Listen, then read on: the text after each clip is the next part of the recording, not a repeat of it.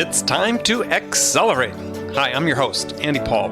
Join me as I host conversations with the leading experts in sales, marketing, sales automation, sales process, leadership, management, training, coaching, any resource that I believe to help you accelerate the growth of your sales, your business, and most importantly, you.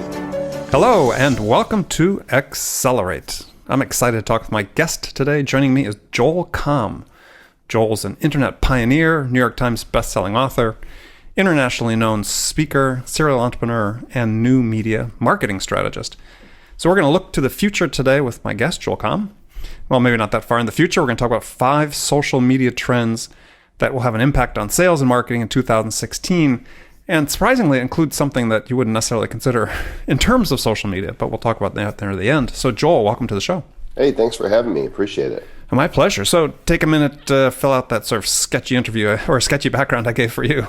Yeah, well, I'm a sketchy guy. I've been in this industry I'm in my 21st year of online business and have done just about everything that's not illegal, immoral, or fattening. Maybe I should start selling cake or something, then I could say I got into fattening. Well, hey, I know someone that sells 60,000 cakes a year online. Wow, that's quite a business. Everything from building and selling sites to blogging, podcasting, video creation, social media, affiliate marketing, internet marketing, app creation, software development, coaching, consulting, and a whole lot of authoring books and public speaking, keynotes, and the like. So I get to play in a lot of different sandboxes, and that's what keeps it interesting and fresh for me. Yeah. So what did you pioneer on the internet? Well, I built a site back in 1995. So that year there was only 18,000 sites in the whole World Wide Web. So I got started there. I had one of the first licensing deals on the web in 1996, and I built and owned one of the first multiplayer game sites, which was sold to Yahoo in 1998 and became the foundation for Yahoo Games. Pioneered iPhone applications, had one of the first 1,000 apps in the iTunes App Store. And what did it do? It was called iVote, and it was an opinion poll type of app. But we really had a big hit in December of 2008 when my novelty application iFart hit number 1 in the world for a number of weeks and made a little bit of a stink, as we like to say. And was that free? There was a paid version that we sold quite a few copies of. And so what'd you get with the paid version that you didn't get with the free version? It was fully functional, so we had some fun features in it, like the security fart, that if somebody picked up your phone when you were away, it would set off a fart sound.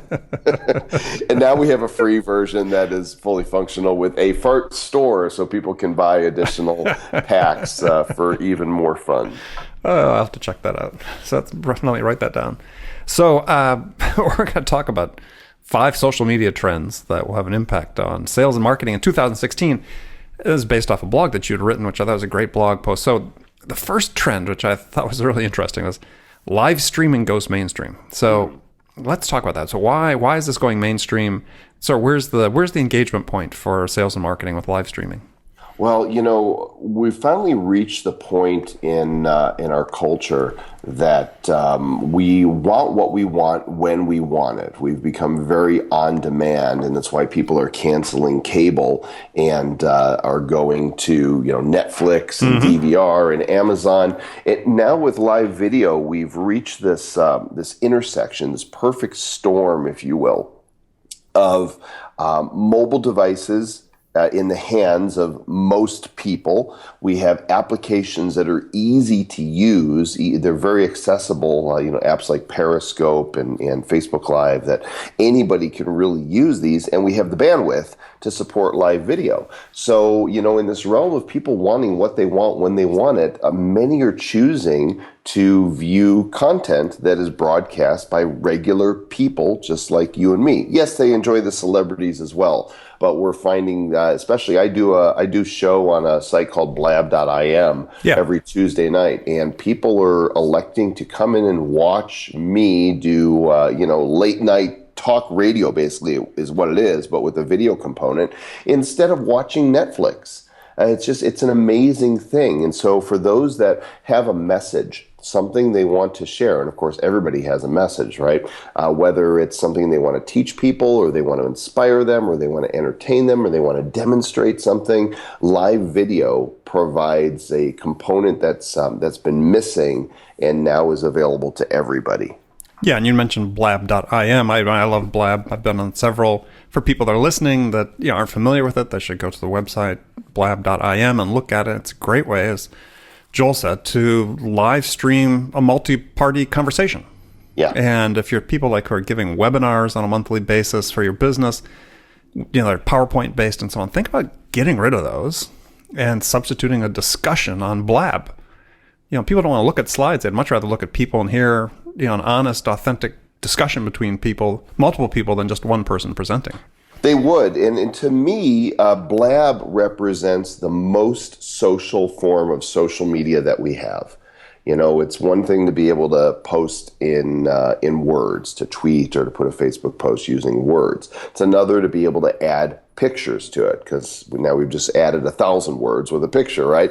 It's another to be able to post a video that's recorded. But there's something about the element of being able to be as face-to-face as possible without being in the same room, that Blab opens that door for us, and people love it. Now it's not just words, it's not just pictures, it's not just recorded video, but it's eye-to-eye, human-to-human, real conversation and engagement. Yeah, and if you think about it in terms of a context of a webinar, again, if you ever run your own webinars and you see how the attendance starts falling off over the course of 40 minutes because people are bored to tears of what you're talking about, it doesn't, in my experience, it doesn't happen with a Blab. The engagement is people stay through the end, they contribute, you get to see how they're interacting during it.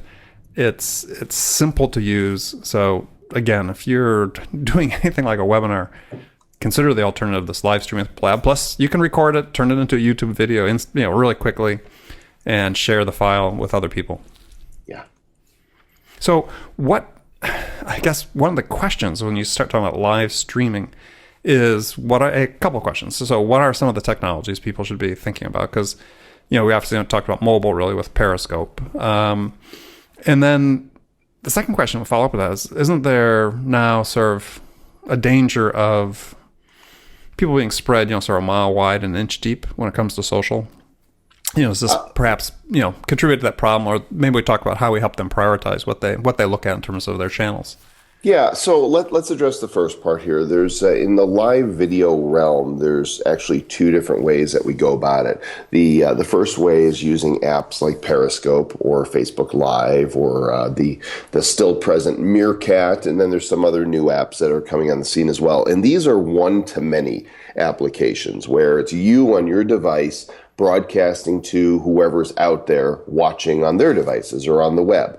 It's not face-to-face. It's your face to them, and the way that others engage and interact with you is by typing in comments. So you're the one carrying the entire broadcast, the whole conversation. If you're quiet, then there's nothing happening. It's just people looking at you being quiet.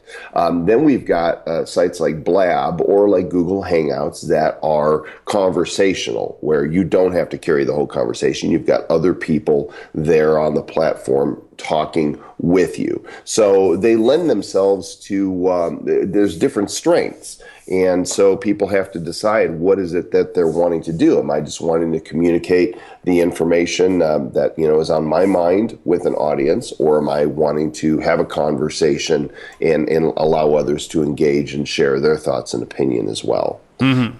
And as far as the overload, which is kind of what I heard you referring to, and knowing what to use, there's so many platforms that it really becomes a matter of personal preference. And I take a unique approach to it. Most people talk about what's the ROI of whatever it is they're doing, of social media, of live video, whatever. I tend to look at it as ROE. What's my return on experience? That is to say, if I am engaged, if I'm curious, if what I'm doing is fun for me, then I know that that's going to project itself out there for others, and they're going to be drawn to that. People don't want to watch somebody who's bored with what they're doing. They want to watch somebody who's fully engaged and into whatever it is they're putting out there. Mm-hmm. So if I'm having fun on a platform, then I'm going to keep playing with it. And then I watch to see, okay, if I'm enjoying this, are others enjoying me enjoying it, right? Is there engagement? If I'm having fun but nobody's engaging, then I'm going to stop having fun with it. But if I'm enjoying using the platform and people are engaging, then I know I'm on to something that I can build upon. So being a strong proponent of live video, I actually do all the different forms. I'm into Facebook Live and Periscope. I also do Blabs regularly, and I also use pseudo live apps like Snapchat that isn't actually live but has this live feel to it. Right. And I love all of it. For me, it's like I'm a kid in a candy store and I get to play with all these new toys and help to lead the way in being a trendsetter and what's hot and what matters. Right. And so my question was really not about congestion from a video standpoint, but more about, okay, you're a small company, small mid-sized enterprise, maybe not the most sophisticated when it comes to your social media planning and strategy. And suddenly you want to have a Twitter strategy and a Facebook strategy and a LinkedIn strategy and a streaming video strategy. And it's like, isn't that the danger I was talking about being spread too thin is how should they decide where to prioritize their efforts? Yeah, well, it's the exact same philosophy. It's not just relegated to live video. It's for me, my time, I have 24 hours in the day. And as does everybody else, to my knowledge, unless somebody's locked into a secret. And I will engage where it's interesting to me, and based on how people then respond and engage back with me, I kind of find my home. So, for me, I'm on Facebook. That's my primary source of engagement. It's where I'm most connected to family, friends, business associates, and my public that wants to watch what I'm doing. And then I love the live video, the apps we discussed. I'm on Twitter. I have too many people on Twitter following, engaging for me to give full attention to it, but because of the size of the audience, I know I can put content out there that's valuable, but you'll rarely find me on Google+. You'll rarely find me on LinkedIn. I don't post a lot of videos on YouTube except for the replays of things I do on other platforms. But for somebody else, they might be all about YouTube. They might be all about LinkedIn. So it's very personal. As long as you understand there's no way you can do it all. So you have to select the platforms that resonate with you. What are you curious about? Where are you having the most fun? Because that's what's going to trigger you being good at it. Mm-hmm. And where are you getting the greatest engagement? Yeah, no, I like that return on experience metric. That's a great one. So before we finish with live streaming, then from a sales perspective, is ways to use live streaming. Obviously, there's customer interviews, product demonstrations, creating special offers of the day. Anything else that sort of rises to your attention? Well, it's all about value, whatever it is. It's always value first, and recognize that social media, including live video, is a microcosm of the real world. It is real world. We're just using different technologies to communicate what we would if we were standing in a room with people. So recognize that it's all about relationship first, and selling is a byproduct of having built a relationship successfully. So, one of the mistakes people make is they get on the live video or any form of social media and they immediately start talking about the stuff they want you to buy. And that's the surest way to get people stop watching you or stop following you. Yeah, I mean, it's all about what I call the know, like, trust equation. Exactly. You got to build that know, like, trust through your social media. Okay, great. So that was live streaming. Before we move on to the next one, we're just going to take a short break and we'll come right back. Hi, this is Andy.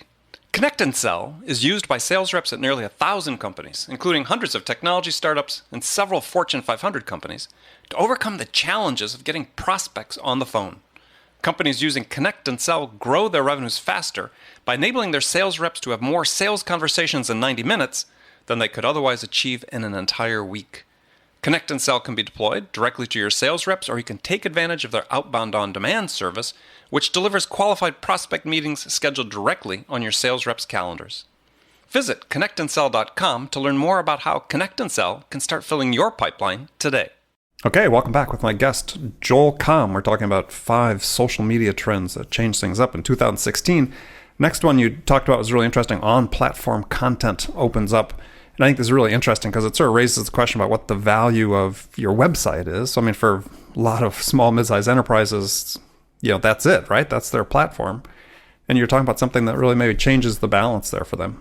Well, it does, because we're seeing other sites being very powerful platforms to publish your content, whether it's on a site like Medium, or LinkedIn Publisher, or now Facebook, having the instant articles become something that they're rolling out here early in the year. There's opportunity to publish your content that can drive people, to whatever page you want them to go to. It exposes you to a much larger audience. Now, with that said, I'm still a huge fan of having your own blog. I think it's essential that you have your own site that you have full ownership of, because terms of service on Facebook or Medium or Twitter or any of these other platforms that we build upon can change, and we could be left in the lurch. Not even be able to access our customers and followers to the degree that we previously could. But there is a lot of opportunity. When Facebook has a billion people a day on their platform, if you have an opportunity to get your content in front of a segment, in front of your target market there, that's a great way to leverage eyeballs. So we're going to see more of that here this year. Okay. I mean, I'm a perfect example of that. I sort of dual publish. I publish content on my website, but I mean, a lot of my stuff really I've migrated to LinkedIn, and in terms of the level of engagement, the number of followers, it's grown exponentially. Yeah, and I'm having a lot of fun with Medium. Sometimes I'll post an article on Medium that I've already posted on my blog, and I'll watch it get thousands of views there as well, which will then drive more traffic, because you can put links wherever you want. So it'll drive more traffic back to my site. And, leveraging the power of other platforms as a smart thing. Yeah, and I think that's really the message for people listening to Joel on this is think about it. Your audience, people are coming to your website every day, are just a tiny, tiny fraction of those coming to Facebook and LinkedIn. Leverage the power of them attracting people and eyeballs to come see what you're doing. Yes. All right. So the third one you talked about was one that I'm really curious about, and I'm starting to dip a toe in a little bit, is the smarter use of Snapchat. Now, everybody that's familiar with Snapchat thinks about adolescents using it, but it's really becoming a business tool. And it is. not just in B2C, though. Most of the examples you see these days are in business to consumer, but business to business as well. Yeah, and honestly, Snapchat's something that I've gotten into about 3 months or so ago. Maybe I'm in my 4th month now, and I'm seeing it as a fantastic storytelling tool. And because I see so many big brands on there, I know this is something I need to pay attention to. For a couple of years, it was kids and people that were, let's just say, a little off color. But the adults are arriving now. And you could tell, because when you're in Snapchat, you see big brands like People and Entertainment Weekly and McDonald's and Heineken and Netflix and American Airlines are using it. So they know something. They know something about the audience that's watching and consuming this content. And I can tell you that I'm seeing engagement on my Snapchat stories that is higher than any other social platform right now. I'm sorry, go ahead. Well, based on the number of people that are following me, I can actually see how many are watching my snaps, and the numbers are really phenomenal. So let's break it down for people again that are really not familiar with it, other than hearing the name and knowing it's something that parents around the world were concerned about their kids using. Is tell people what it does, how it operates, and talk about this use as a storytelling device to engage with prospects and buyers. Sure, and I'm constantly, because I'm still relatively new at it, I'm constantly developing the what is this, right? So you're actually helping me flesh out the definition. Snapchat is a social app that allows you to either take pictures, which you can broadcast for up to 10 seconds, or video of up to 10 seconds that you can either share publicly as part of what they call a story, or privately to individuals that you're following, or you're following each other. And with the visual tools come things like emojis that you can put on as stickers, pen tools so you can draw and write in different colors, text tools that allow you to type in text, which can be sized and rotated and colored. And you kind of string together your snaps. The more creative people are doing it to tell an actual story of some kind. Maybe they're going somewhere and they want to show somebody something. Maybe they're at home and they're cooking something and they want to show, here's how I'm building this recipe. Maybe they're just showing the in-between moments of their lives. There's no limit to what you can use Snapchat for. But what it really does is it says you have these tools and it challenges you to be creative. So when you go on and you watch what some of the brands are doing, you'll see that they've got really creative teams that are working with it. And the user interface is not the friendliest thing in the world, but you take a little time to work through it, and once you've got the hang of it, you'll start discovering this creativity that you have within that has a place to go, that you didn't realize there was a format. The interesting thing about it is that your content disappears 24 hours after you've created it. So it's more like, when you're watching TV and a commercial comes on, there's this 30-second commercial and it could be brilliantly done and you've watched it and now it's gone. Snapchat's kind of like that. So you can string together, though, multiple snaps to make it look like you have a longer video than 10 seconds, though, right?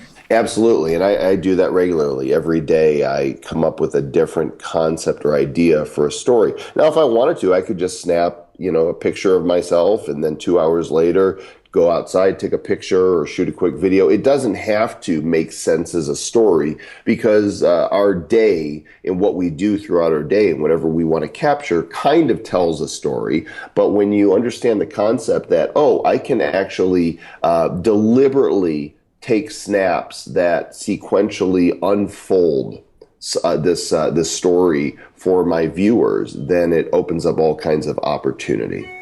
So compare the value of this to a conventional YouTube video or something of the same ilk. Well, YouTube videos live forever, right? You create them and they're there. You can watch them again and again. People can like and comment on them. They can share them. Snapchat is a more intimate. It's more like broadcast television than anything else, where you turn on your TV and you watch the program, consume it, and then you move on with your life. So I think if that was the analogy I would come up with. Yeah. So is there something about the fact that it's got this limited lifespan that stimulates curiosity for people to want to capture it before it goes? I think especially if they're following you? Yes, because the content I'm creating today will disappear tomorrow. And if you want to see what I'm doing and what I'm up to and you don't want to miss it, you need to open your app and go follow and watch my snaps. And I've had people tell me, I heard you just, snapped about how to do whatever the tutorial was. I'm like, yeah, that was a couple days ago. That's gone. Now, one of the things that Snapchat allows you to do is to save your story. So the last thing I do before I go to bed every night is I save my entire day story. I have those in video format. So should I choose to put them online, either on Facebook or on YouTube, I could. I'm only doing that once or twice a month to show people, here's what I'm doing on Snapchat. Here's what you're missing if you're not following me. But I really want people to follow me on Snapchat, so I don't want to make all that content available anywhere else. So where do you think this fits in a content marketing strategy for a business? Anytime you have an audience, anytime you can have people watching you and engaging with you, you have an opportunity to share the value that you bring. You have an opportunity to persuade people. You have an opportunity to drive traffic. And while I could try to define it, the best way for people to get it would be to download Snapchat and go look at what some people, and especially brands, are doing. If you're business minded on this, then when you go into the app, in fact, I'm opening it right now, and I'm just going to read you a few of the brands that are positioned here. National Geographic, BuzzFeed, Cosmopolitan, MTV, Wall Street Journal, ESPN, Mashable, CNN, Comedy Central, Food Network. Go see what some of the higher level sponsors are doing, and I think that will spark your imagination. Then start watching individuals. Come watch what I'm doing. and you'll start to get it. For me, it's an evolution, Andy. When I first got on it, I didn't get it at all. In fact, I was resistant. And for the first few weeks, it was just little snaps of I'm thinking this, I'm doing this. But now, as I'm beginning to understand the platform, I'm using it more intentionally so that when people watch my snaps, I know that they're going to get some kind of value. It's either going to teach them something, it's going to inspire them, it's going to make them laugh and entertain them, it's going to show them something, or some combination of all of the above. But it's far more intentional, and every day for me is more thematic in terms of my approach to it. Well, I think it's really a key lesson for marketers and salespeople that are listening to this. And start with marketers, obviously. Brand development, telling stories, engaging prospects at some point in the funnel, giving value to them. Then just finish off on this part of the conversation with for sales reps, something a little more spontaneous. How would you imagine they use this with their prospects, for instance? Well, if you can tell, prospects to follow, you can say, I'm going to give some special tips about our product, right? I'm going to show you something unique that we just discovered, the special use case perhaps, right? We're going to show you behind the scenes. You're going to see exclusive content that you don't get anywhere else. And what that does is people then feel like they're in the know. They're more connected. They're seeing a part of you and your company and your brand that nobody else gets. And it's like almost like a scarcity type mindset. Well, it's a personalization technique that's really effective. I mean, it engages them emotionally, not just, in a traditional way. And I try to do that across all social so that, using live video platforms correctly, you're not going to post on live, you're not going to do the same thing on Facebook that you're doing on your live videos. So I don't do the same thing on Snapchat that I'm going to do on Twitter. It's going to be a different approach. So if you enjoy my content on Twitter, try follow me on Snapchat, because it's going to be different. It's going to be a different delivery. It's going to be different content, but it's still from me. If you like that, try watching my posts on Facebook, and you start to see all these different puzzle pieces of how an individual or a brand can use the different platforms and not be repetitive, where we're just blanketing all of them with the same content, but bringing some unique value. Exactly. And I think that's really a key message today, especially in sales. For people that are listening to this, if you're a sales development rep and your job is to sit in a call center and make 50 outreaches a day, cold outreaches a day, and you've got this cadence you've set up that you're going to start with an email, then follow a phone call, and so on. This really could be a great social touch to integrate into that differentiates you from the blast of sort of undifferentiated emails that your potential buyers are getting every day. That's correct. Yes. All right. So next thing, the fourth trend you talk about, which sort of aligned with a couple that we've talked about already, is video beats static content. Yeah, we love video. We love to reading it as one thing, seeing it as another, but hearing it and seeing it in a video format trumps everything. It's why TV became the big thing after radio, and now we want on demand.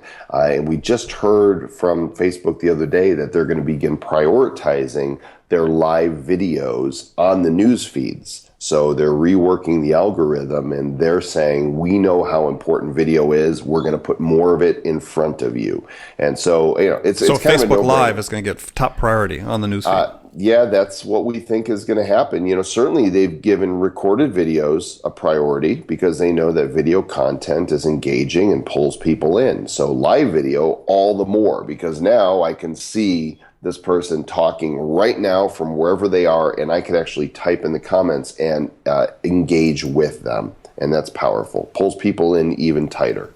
So why does it seem that, at least in my experience with a lot of companies in their B2B content marketing, it still tends to be pretty static? Even companies that are doing really pretty well with content marketing, it's still ebook driven, white paper driven, and so on. What's the reluctance to engage with the video? I think there's a couple things. One is fear, because it's live and in the moment and unedited. Anything could happen, right? And so you've got companies that are a little afraid of, what might happen? What might people say? What the comments that come in, what are they? What are the unpredictable things that could take place? And then there's the not knowing what to do with it. What do we broadcast? What are we trying to accomplish? And we'll see more of it. And of course, there's going to be companies that do it well, that lead the way, just like, we saw Zappos do with Twitter, years ago, by letting their employees gauge on behalf of Zappos. And we've seen so many companies do that since. There's always going to be those that are on the front lines that are going to demonstrate and lead the way for the rest. So what should companies be looking at in terms of how to integrate video into their sales efforts, for instance? Well, again, this provides an opportunity to reach your prospects and your customers directly in a way that you couldn't before. It's one thing to write a blog entry. It's another to make a post. It's another to put a recorded video. But to be able to go on live and answer questions from customers or demonstrate a product or walk around the office and meet the staff or show, the machinery that you're using or be out in the field with a rep. It's only limited by your imagination and creativity, but you can bring people into the moment. And it's what I call the real reality TV, because we all know reality TV is authentic, scripted, right? Yeah, totally scripted. And sure, you can do that with live video via, Facebook and Periscope as well, but it gives people an opportunity to see what's really happening. And we connect with those real elements when we see a company not behaving like a corporation, but by individuals who are passionate about what they're doing and really care. We connect with them as human beings, as prospects, and then as customers far faster than if it's this impersonal type of removed scenario. Well, and I think you really hit on something there for people to think about is lots of companies say, okay, well, let's go make 10 YouTube videos or 10 videos of YouTube quality, we'll say, staged, scripted videos, because they like having it all perfect, right? They want to be able to read the words and not have any mistakes. And right. As you said, it sort of depersonalizes. And I think what we're seeing is not that era is completely gone, but it's changing pretty rapidly as people want the authentic. And the authentic is a differentiator. The passion, as you talk about, comes through. That's a differentiator. Yes, absolutely, Andy. All right. So the last one we'll talk about here is the one that I thought was interesting to include in context of social media is virtual reality. So how do you perceive that as a social media?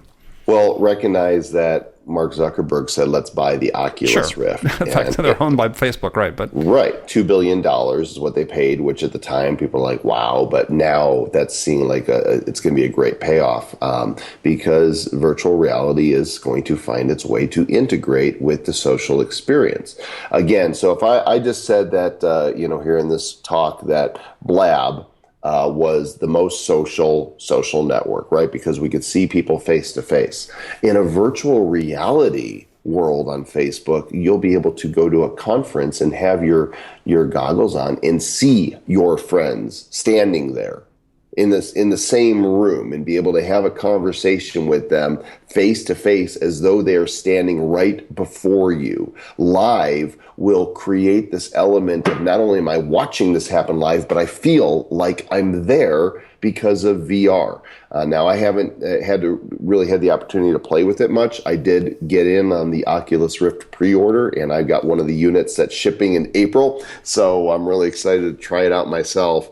But one of the things I wrote about in the article is how Paul McCartney brought a VR firm in for one of his concerts. And you can go look this up. Just look up Paul McCartney virtual reality concert.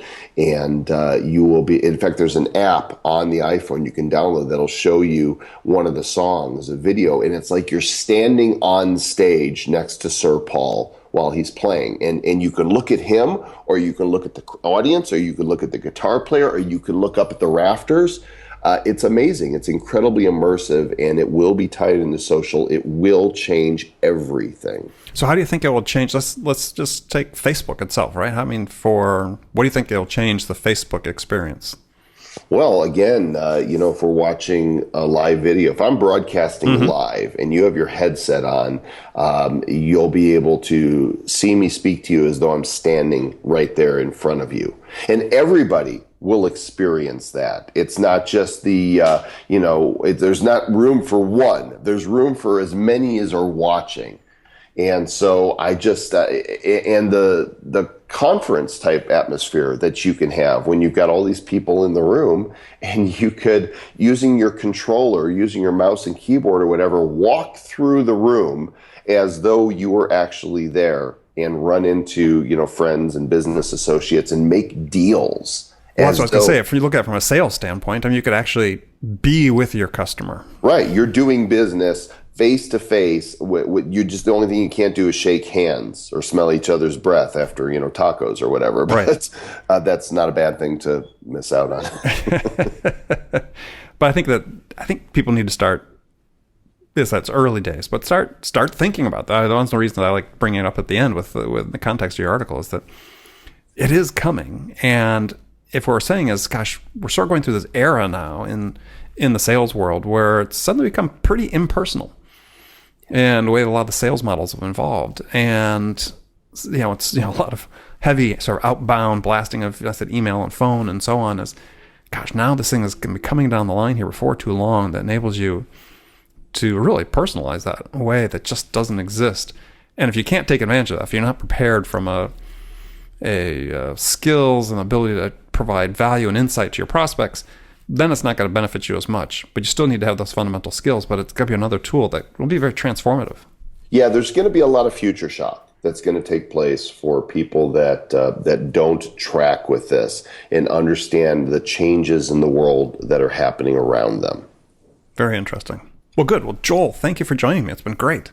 It's my pleasure. I love talking about this stuff. So how can people find out more about you? JoelComm.com, and yes, Comm is my real last name. It's spelled COMM. I am at Joel Comm on all the social networks, and if I would encourage you to follow me on Periscope or Facebook, especially Snapchat, if you're curious about what I shared today and see how I'm using this platform. Yeah, I'm definitely going to, I wrote the note down while we were talking. I'm definitely going to follow you as soon as we get off on Snapchat. So, well, good. Well, thanks for joining me. And remember, friends, make it a part of your day, every day, like you just did today, to deliberately learn something new to help you accelerate your success. Great way to do that is listen to this podcast. You won't miss any of my conversations done with great business experts like my guest today, Joel Comm. We shared his expertise about the future of what's coming with down the line social media that will impact your business. So thanks for joining us. Until next time, this is Andy Paul. Good selling, everyone. Thanks for listening to the show. If you like what you heard and want to make sure you don't miss any upcoming episodes, please subscribe to this podcast on iTunes or Stitcher.com. For more information about today's guest, visit my website at andypaul.com.